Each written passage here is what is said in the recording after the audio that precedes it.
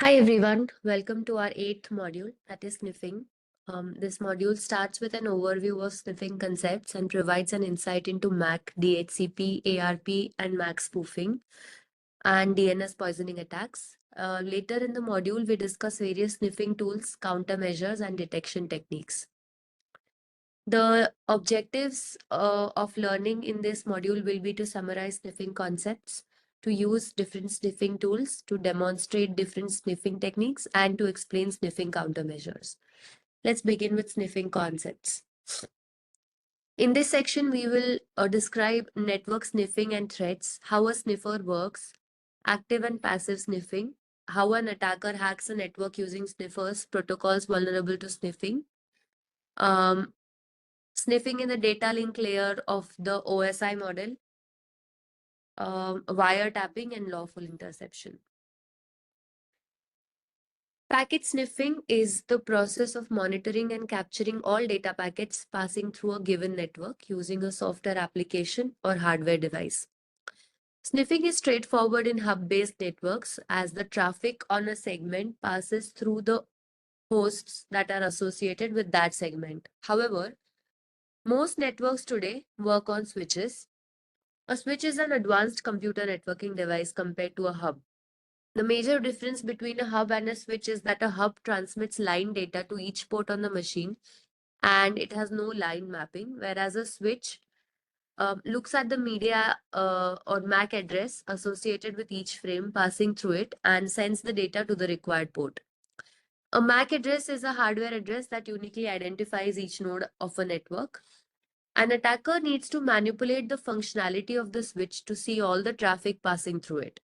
A packet sniffing program, also known as a sniffer, can capture data packets only from within a given subnet, which means that it cannot sniff packets from another network.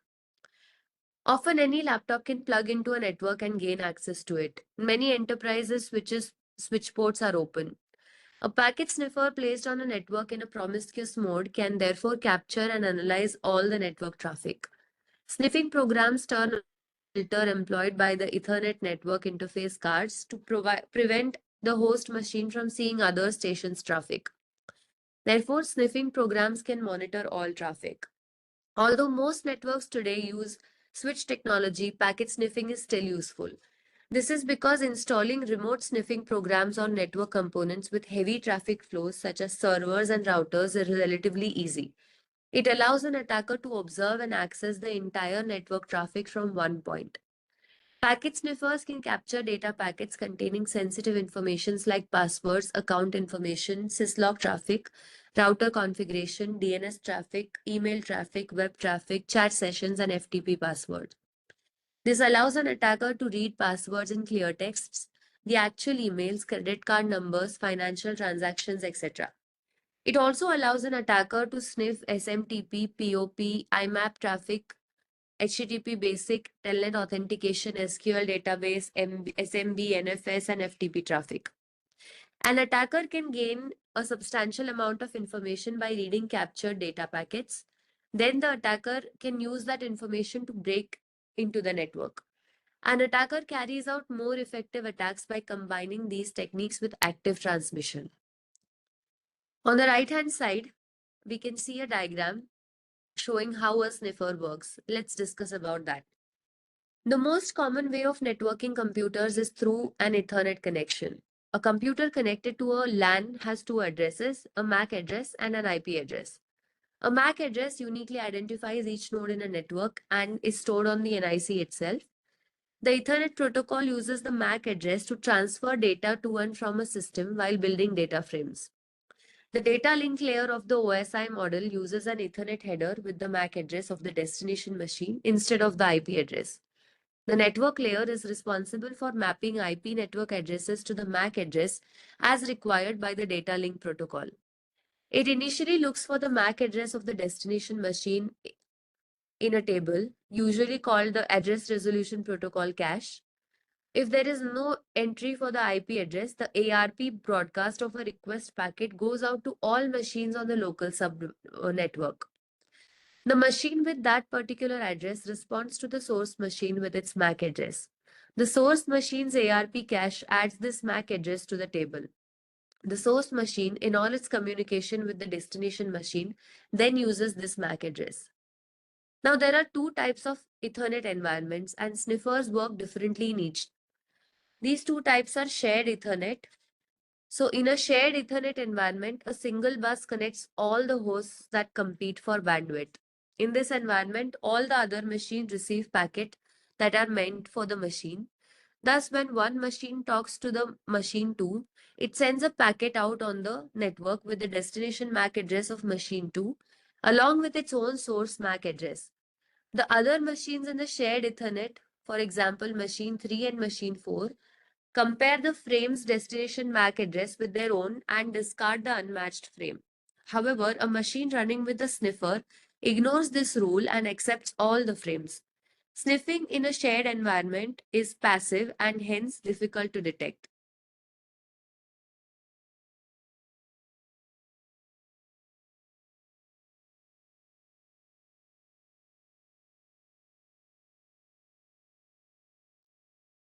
The second type of environment is a switched environment or switched Ethernet. In a switched Ethernet environment, the hosts connect with a switch instead of a hub. The switch maintains a table that tracks each computer's MAC address and physical port on which that MAC address is connected. And then it delivers the packets that are destined for a particular machine. The switch is a device that sends packets to all the computers on the network. Sorry, the switch is a device that sends packet to the destined computer only. It does not broadcast them to all the computers on the network. This results in better utilization of the available bandwidth and improved security. Hence, the process of putting a machine NIC into promiscuous mode to gather packets does not work here. As a result, many people think that switched networks are secure and immune to sniffing, but this is not true. Although a switch is more secure than a hub, sniffing the network is possible using ARP spoofing, MAC flooding. In ARP spoofing, a machine can send an ARP reply even without asking for it. Further, it can accept a reply. When a machine wants to sniff the traffic originating from another system, it can ARP spoof the gateway of the network. The ARP cache of the target machine will have an incorrect entry for the gateway. Therefore, all the traffic that is destined to pass through the gateway will now pass through the machine that spoofed the gateway MAC address. In MAC flooding, switches maintain a translation table that maps various MAC addresses to the physical ports on the switch.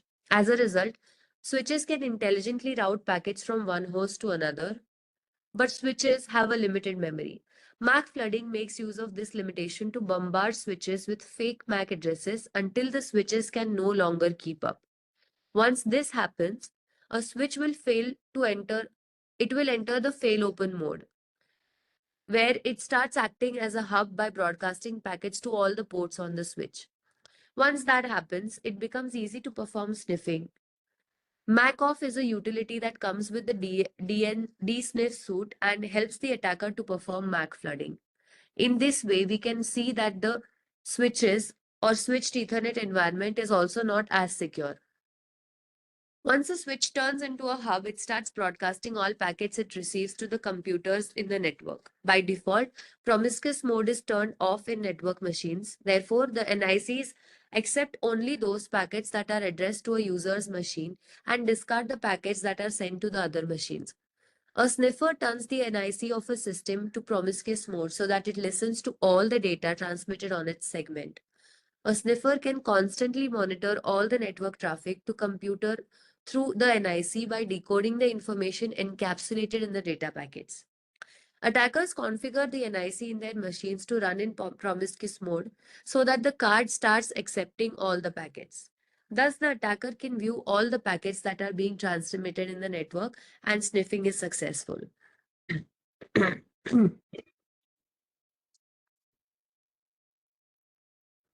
Attackers run sniffers to convert the host system's NIC to promiscuous mode.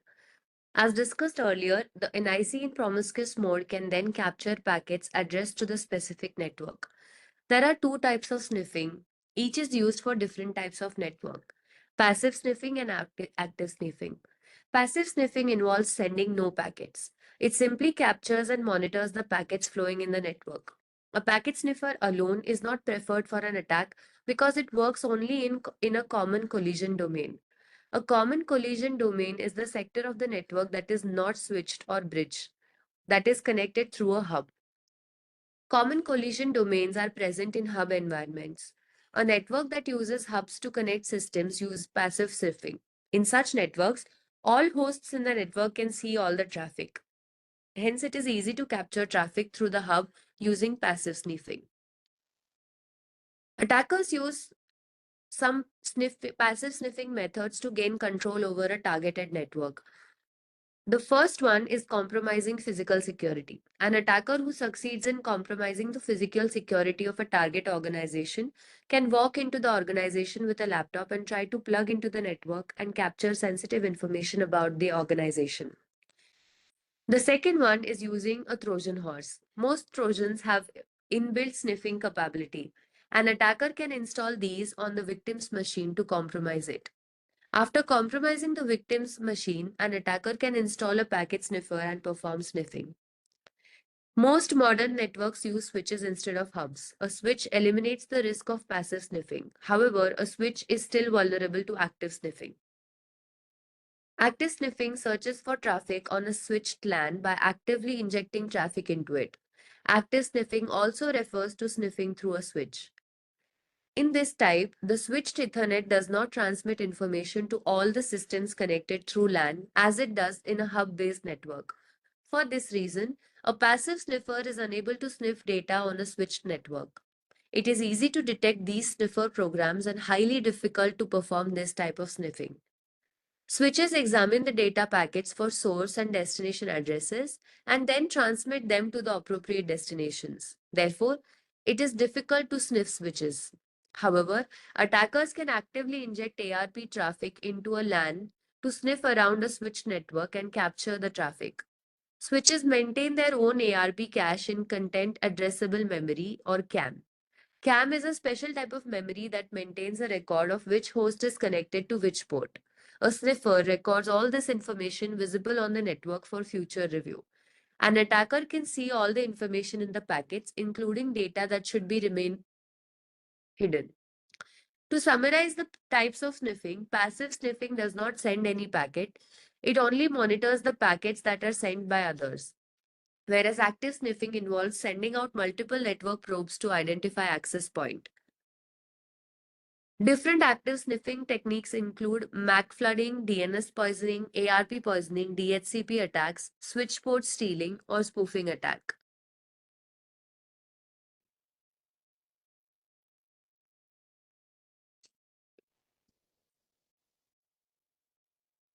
The OSI model describes network functions as a series of 7 layers. Each layer provides services to the layer above and receives services from the layer below. The data link layer is the second layer model. In this layer, data packets are encoded and decoded into bits. Sniffers operate at the data link layer and can capture packets from this layer. Networking layers in the OSI model are designed to work independently of each other. Thus, if a sniffer sniffs data in the data link layer, the upper OSI layers will not be aware of this sniffing.